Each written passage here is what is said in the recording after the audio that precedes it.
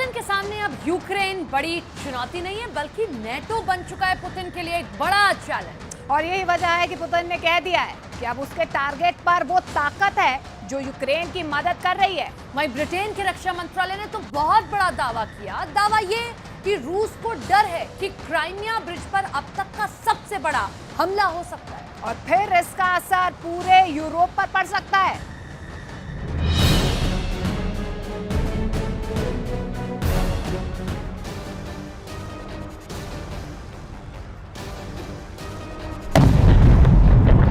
Crimea bridge पर हमला मतलब पुतिन के दिल पर हमला, पुतिन के दिमाग पर हमला।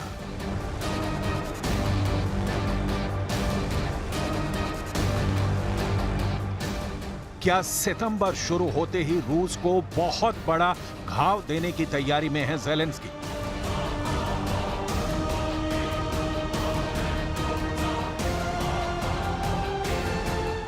क्या रूस की फौज के गुरूर को चकनाचूर करने की तैयारी में है ज़ेलेंस्की?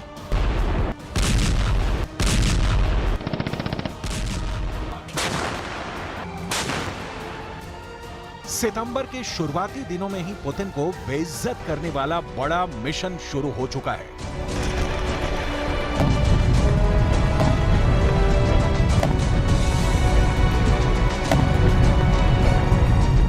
क्राइमिया ब्रिज पर वॉरप ड्रोन से हमले की कोशिश। यूक्रेन की ब्रिज स्ट्राइक से रूस हिल गया है।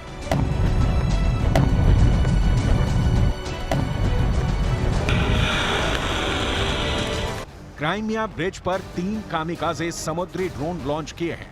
मॉस्को में रक्षा मंत्रालय के मुताबिक ड्रोन हमले को रूस के काला सागर बेड़े ने नाकाम कर दिया है।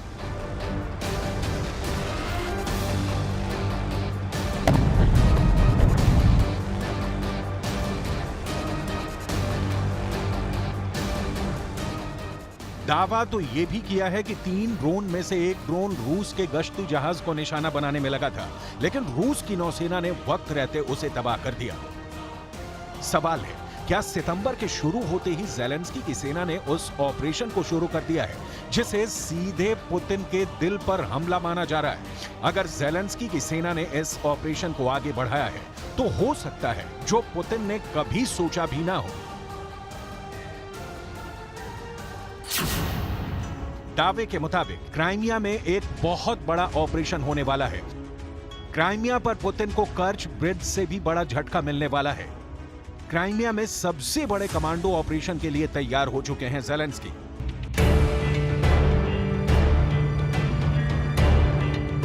क्राइमिया वो जगह है जहां 2014 से रूस का कब्जा है।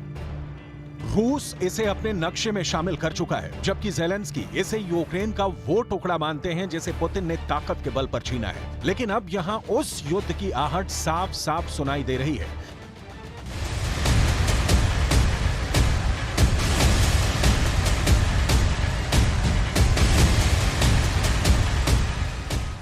ब्रिटेन के रक्षा मंत्रालय ने बहुत बड़ा दावा किया है। दावा ये कि रूस ने क्राइमिया ब्रिज पर हमलों को रोकने के लिए सुरक्षा की एक अदृश्य दीवार खड़ी की है, वो भी समंदर में।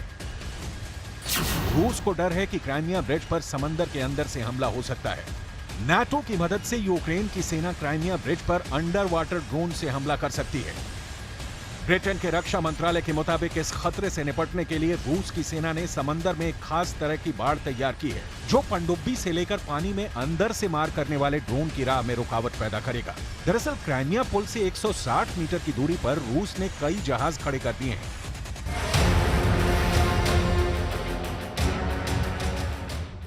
नाटो देशों से मिले टैंकों से ज़ेलेंस्की का जज्बा इतना बढ़ चुका है कि दावा किया जा रहा है कि यूक्रेन क्राइमिया पर भी चढ़ाई कर सकता है। लेकिन ऐसा दावा है कि अगर ज़ेलेंस्की ने क्राइमिया की ओर देखा तो परमाणु युद्ध तय है।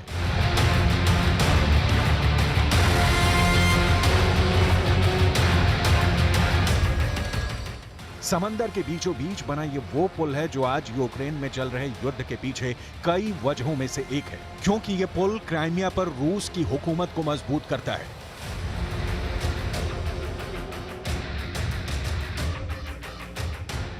रूस की सेना क्राइमिया के ब्रिज की सुरक्षा 20 तरीके से कर रही है। इसमें सैटेलाइट, लड़ाकू विमान, ड्रोन, युद्धपोत, टैंक, गोताखोर, military dolphin, rocket launcher, hand grenade और बख्तरबंद गाड़ियों सहित 20 तरीके से इस ब्रिज की सुरक्षा की जा रही है। क्राइमिया के सिविक चैम्बर के अध्यक्ष अलेक्जेंडर फार्मचुक का दावा है कि अगर यूक्रेन ने क्राइमिया पर कूच किया तो पुतिन परमाणु बम का बटन दबाने से नहीं हिचकेंगे।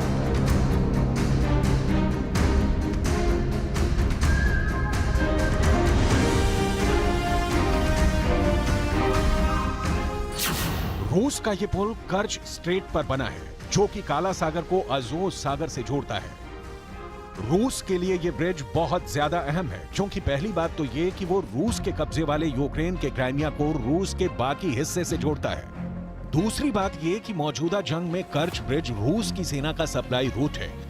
यूक्रेन में लड़ रहे रूस के सैनिकों को इसी कर्च ब्रिज के जरिए मदद पहुंचाई जाती है और पिछले साल यूक्रेन पर हमला करने के लिए भी रूस ने इस पुल को अपना लॉन्च पैड बनाया था।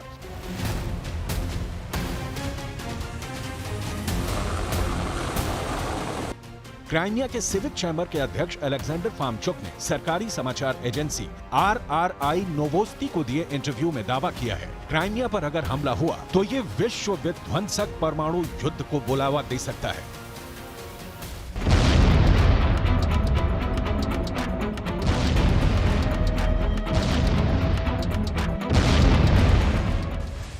क्राइमिया के सिविक चैम्बर के अध्यक्ष अलेक्जेंडर फार्मचुक के मुताबिक क्राइमिया को पुतिन किसी भी हालत में अपने हाथ से नहीं जाने देंगे, भले ही इसके लिए न्यूक्लियर वार ही क्यों न करना पड़े।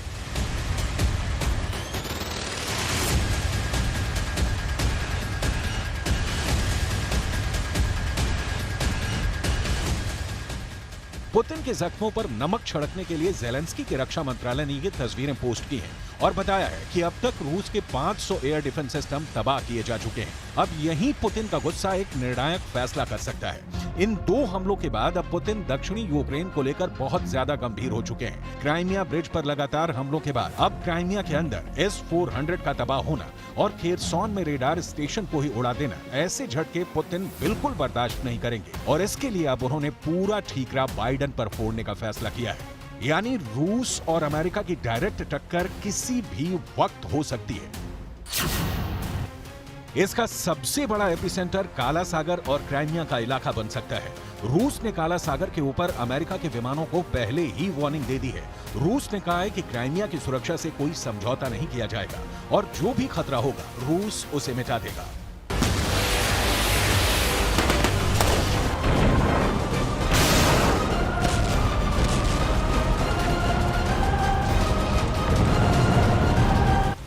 क्राइमिया को लेकर पुतिन इस वक्त बहुत ज्यादा जज्बाती हो चुके हैं। काला सागर की दहलीज पर वो किसी दूसरे देश के विमान को देखना नहीं चाहते।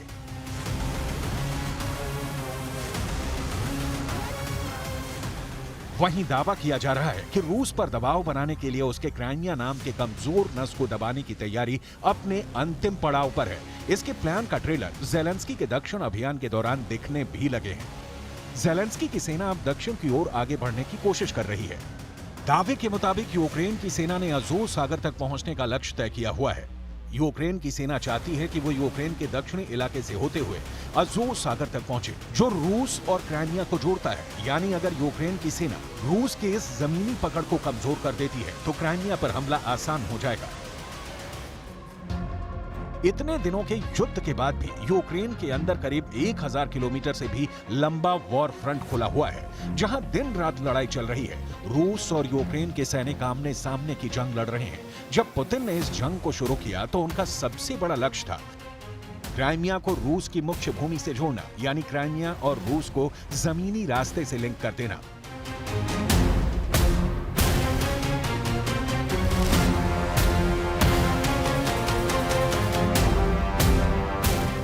लेकिन एक सच्चाई यह भी है कि यूक्रेन की सेना ने रणक्षेत्र में पुतिन की आर्मी को पीछे धकेला है। ऐसे में बड़ा सवाल यह भी है कि पूर्वी और दक्षिणी यूक्रेन पर कब्जा बरकरार रख पाना पुतिन के लिए क्या इतना आसान होगा? और इससे भी बड़ा सवाल ये कि अगर यूक्रेन ने अपने ऑपरेशन क्राइमिया को शुरू कर दिया तो क्या होगा? दावे के मुताबिक यूक्रेन ने क्राइमिया को वापस हासिल करने के लिए ऐसा ऑपरेशन करने की तैयारी में है जिसमें 2000 से ज्यादा कमांडो शामिल होंगे और 20,000 की फौज उनको बैकअप देगी। चौंकाने वाला दावा यह है कि इस ऑपरेशन में सिर्फ यूक्रेन की फौज शामिल नहीं होगी। यूक्रेन का साथ देने के लिए ब्रिटेन ने कमर कस ली है और वो इस ऑपरेशन को अंजाम देने के लिए बड़ी भूमिका में शामिल हो गया है।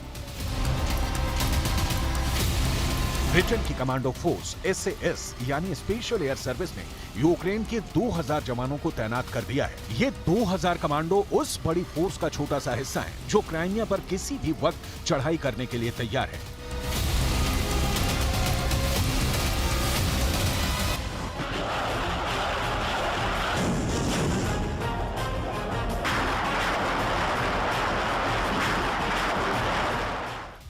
ये ऑपरेशन सितंबर में शुरू हो सकता है और कहा जा रहा है कि पहले हमले के बाद अगर कई महीनों तक क्राइमिया में बहुत भीषण जंग हो सकती है। ज़ेलेंस्की का टारगेट बहुत साफ है और वो ये कि यूक्रेन क्रिसमस तक यानी दिसंबर 2023 खत्म होने से पहले पूरे क्राइमिया पर वापस कब्जा करना चाहता है।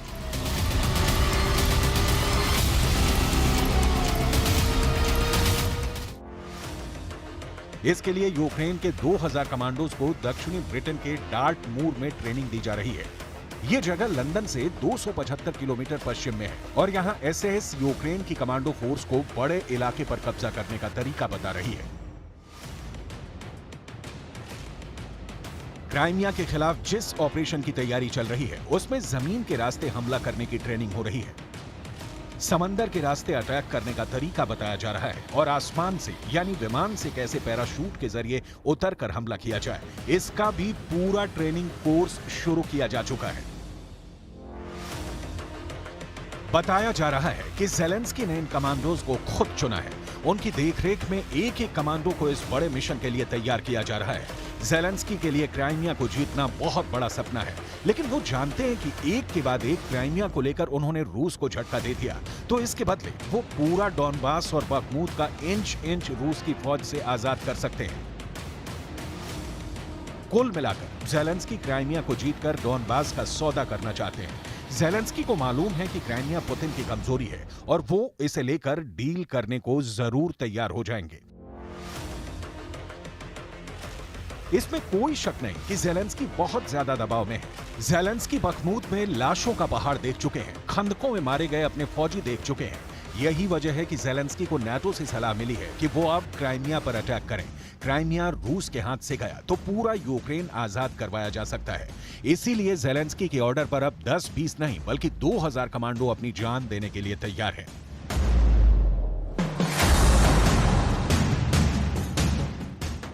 क्राइमिया में 2000 कमांडो ऑपरेशन करेंगे और इनमें से 334 लड़ाकों की फोर्स ऐसी है जिनसे खुद ज़ेलेंस्की ने बात की है।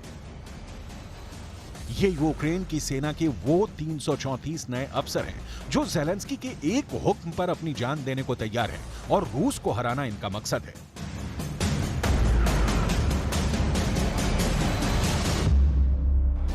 इन सैनिकों को पता है कि युद्ध के मैदान में रूस की सेना यूक्रेन की फौज को चुन चुन कर मार रही है, इसलिए रूस की सेना किसी और मोर्चे पर आगे बढ़े इससे पहले उन्हें क्राइमिया पर अटैक करना होगा।